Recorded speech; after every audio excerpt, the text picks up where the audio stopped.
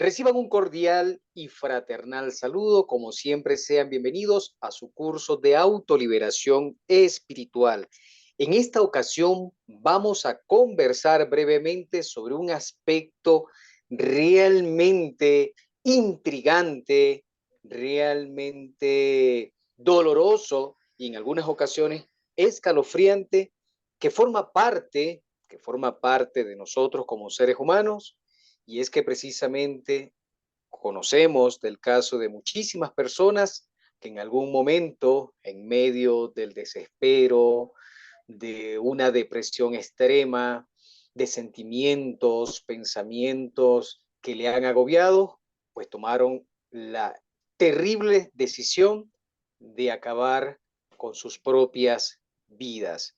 En otras ocasiones, también sabemos que a la inmensa mayoría de nosotros, los seres humanos, precisamente por estar sometido a circunstancias de diferente índoles, económicas, familiares, emocionales, etcétera, etcétera, etcétera, pues son precisamente esos resortes, digamos, ocultos, secretos, que en un momento determinado, repito, invade los pensamientos y las emociones de nosotros los seres humanos, precisamente llevándonos a pensar este tipo de situaciones realmente espantosa como la es atentar contra nuestras propias vidas. Si a ti te gustan nuestras enseñanzas, te agradecemos infinitamente que te suscribas a nuestro canal, que actives la campanita de notificación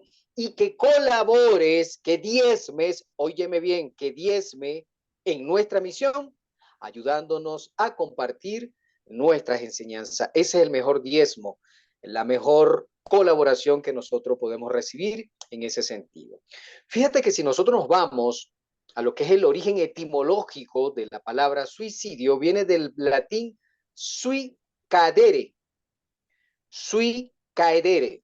donde sui significa se y caedere matar o matarse, suicidarse.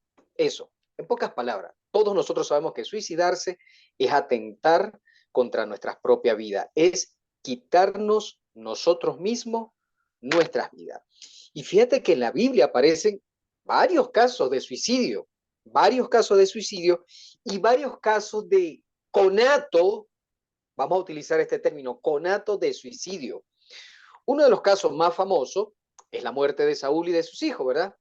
Entonces dijo Saúl a su escudero: saca tu espada y traspásame con ella, para que no vengan estos incircuncisos y me traspasen y me escarnezcan. Mas su escudero no quería, porque tenía gran temor. Entonces tomó Saúl su propia espada y se echó sobre ella. Este relato bíblico aparece en la primera de Samuel, el primer libro de Samuel, capítulo 31, versículo 4, donde el rey Saúl pues se suicida antes de caer en el oprobio, en la humillación de parte de, o por haber sido vencido por sus enemigos. Y así nosotros vamos a conseguir 5 casos más de suicidio flagrante dentro de lo que es los diferentes relatos en la Sagrada Escritura. Y más allá de esos casos en los cuales algunos de esos personajes que de manera efímera aparecen en la Sagrada Escritura termina quitándose la vida, uno de los casos que quizás más llama la atención es la del famoso Sansón. Entonces clamó Sansón a Jehová y dijo: Señor Jehová, acuérdate de mí y fortaléceme. Te ruego solamente esta vez, oh Dios, para que de una vez tome venganza de los filisteos por mis dos ojos. Así viene luego Sansón, tomó las dos columnas a donde le había guiado un joven, colocó toda su fuerza y bueno, y el resto de la historia, palabras más, palabras menos, ya nosotros las conocemos, en donde murieron cantidades y cantidades de filisteos. Y de hecho al final de ese versículo dice: y dijo Sansón, muera yo con los filisteos. Por muy romántico que muchos entre comillas, líderes espirituales, pinten, dibujen, versifiquen este pasaje bíblico, pues no nos queda la menor duda que Sansón se suicidó.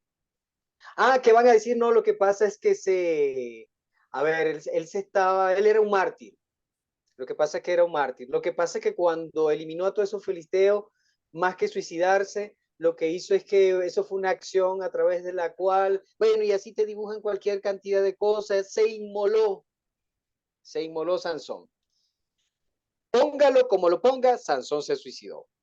Ah, bueno, el juicio que haya tenido Sansón no me corresponde a mí, no nos corresponde a nosotros, los seres humanos, no nos corresponde a nosotros, simples y pobres pecadores. Pero, de hecho, y de acuerdo a los relatos bíblicos, este extraordinario y famoso personaje al final terminó suicidándose. Y fíjate que él pedía venganza por sus ojos y él clamaba que quería, porque quería matar a los filisteos y todo aquello.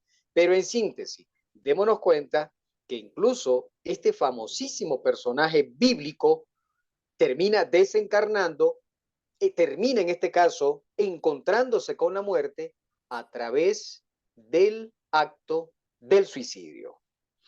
Ahora bien, es importante que nosotros tengamos en cuenta lo que enseñan los grandes maestros de la luz, que el que se suicida peca de manera directa contra el Espíritu Santo.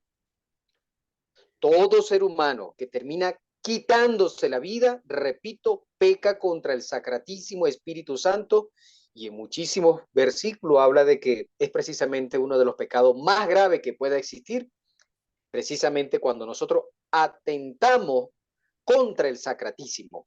Y fíjate que en el primer libro de Corintios, en el capítulo 6, que dice, glorificad a Dios en vuestro cuerpo, en el versículo 19 reza lo siguiente, ¿o ignoráis que vuestro cuerpo es templo del Espíritu Santo, el cual está en nosotros, el cual tenéis de Dios y que no sois vuestro?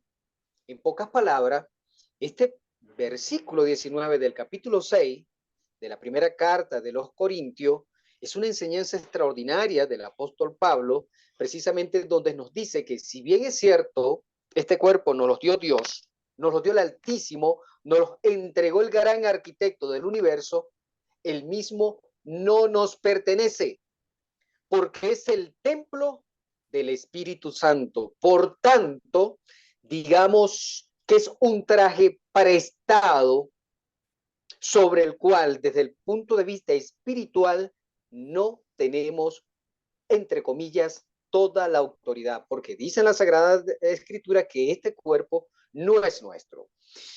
Sabemos bien que este acto es terrible y anualmente son millones de personas las que lamentándolo mucho por diferentes circunstancias, por aspectos, siempre está ligado con fuertes aspectos emocionales, obviamente aspectos psicológicos, que terminan practicando este tipo de actos extremos.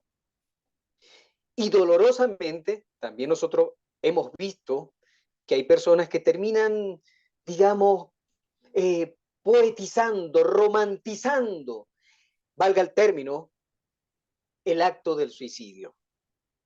Es importante que tengamos muy en cuenta que así como muchísimas personas creen que el suicida es una persona muy valerosa, realmente todo suicida es una persona terriblemente cobarde, espantosamente miedosa. ¿Por qué? Porque le tiene temor, le tiene miedo a la vida y busca seguridad en los esqueléticos brazos desencarnados de la mismísima muerte. Nos enseñan los grandes maestros de la luz, de manera especial el gran Avatara de la era de Acuario, que quien no le tiene miedo a la vida no se suicida y que quien no le tiene miedo a nadie no carga una pistola, un machete, un puñal en el cinto.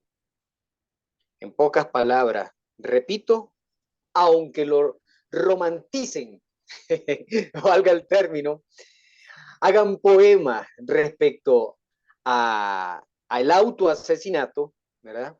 Realmente es un acto de espantosa cobardía. Sin embargo, hecha esta aclaratoria, de acuerdo a las enseñanzas de los grandes maestros de la luz, ojo con este detalle, lo estoy repitiendo de acuerdo a las enseñanzas de los grandes maestros de la luz. Sin embargo, nosotros no podemos, en este caso, salir a juzgar, a criticar a aquellas personas que de pronto tienen este tipo de pensamiento. Fíjate, si nosotros nos vamos al primer libro de Reyes, capítulo 19, versículo 4, donde habla de la huida de Elías, del profeta Elías al monte Oreb, dice lo siguiente, versículo 4 del capítulo 19 de la primera de Reyes. Él anduvo por el desierto un día de camino y vino y se sentó bajo un enebro. Pidió morirse y dijo, basta ya, Señor, toma mi vida, porque yo no soy mejor que mis padres. Te estás dando cuenta que hasta el mismísimo profeta Elías, en un momento de desespero, en un momento de debilidad física, de debilidad espiritual, de debilidad psicológica, de debilidad emocional, termina implorando el gran profeta Elías al bendito que le arrebate la vida. Por eso les decía que realmente nosotros no somos nadie, no tenemos la jerarquía para venir a criticar, para venir a juzgar a una persona que ha tenido este tipo de pensamiento, que precisamente abatido por todas esas cosas que de pronto nos toca vivir, llega el instante en el cual incluso pide que se le arrebate la vida o llega a estar invadido por pensamientos suicidas. ¿Por qué? Porque incluso hombres tan santos como el profeta Elías o como el que estás viendo ahorita en tu dispositivo, como el mismo Jonás, hubo un instante en el cual ellos pedían que le arrebataran la vida.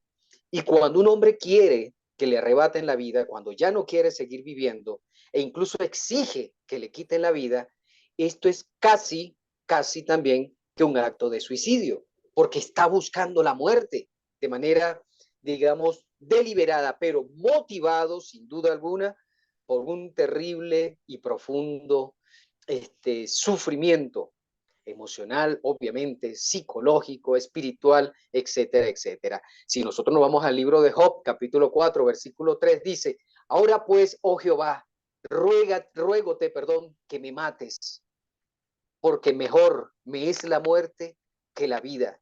Imagínense ustedes cómo en ese instante estaba el corazón, el espíritu, la mente de Jonás cuando él rogaba, imploraba al bendito que le quitara la vida. Ni hablar del mismísimo Job, ni hablar del mismísimo Job, que en el capítulo 7, versículos 15 y 16 decía, mi alma pues escoge la asfixia, la muerte en lugar de mis dolores. Así estaba de sufrido Job. Todos nosotros conocemos, eh, así sea, quizás no de manera con punto y coma, pero de manera superficial o la esencia del sufrimiento al cual Satanás había sometido a Job, con el permiso de Dios, por cierto, pero, pero también sabemos que el Padre Celestial, en medio de esas pruebas tan terribles que le colocó a Job, no le permitió al maligno que tocara el alma, que tocara el espíritu del hombre que en aquella época era considerado como el más perfecto, el más fiel sobre la faz de la tierra. Y sin embargo, en medio de su sufrimiento, en medio de su dolor físico, en medio de su dolor espiritual, en medio de su dolor psicológico, mental, emocional, él decía, mi alma escoge la asfixia, escoge la muerte en lugar de mis dolores. Gritaba, imploraba al mismísimo Job, abomino de mi vida y no he de vivir para siempre, déjame pues, porque mis días son vanidad. Y él pedía casi que por clemencia al Altísimo, bueno, ya no quiero seguir viviendo. Porque hasta cuándo estas pruebas, ¿Hasta cuándo estos sufrimientos? ¿Hasta cuándo estas situaciones? Eso era lo que decía el bendito Job, siendo el hombre más perfecto en aquella época sobre la faz de la tierra. Y fíjate, de una u otra medida, o de una u otra forma, él rogaba por su propia muerte, para que se cesara su dolor físico, su dolor psicológico, para que cesara también ese dolor emocional por el cual estaba atravesando. Entonces, ¿quiénes somos nosotros para juzgar a Carlos, a Juan, a fulano, a sutano, a María, a Petra? Porque en algún momento de dolor, de sufrimiento, de llanto, que solo conoce cada quien sabe lo de cada quien, y que precisamente en medio de esa situación, a veces hasta de rodillas o postrados en el piso, le haya pedido al Señor, ya quítame esto, quítame este sufrimiento porque ya no aguanto, ya no doy más.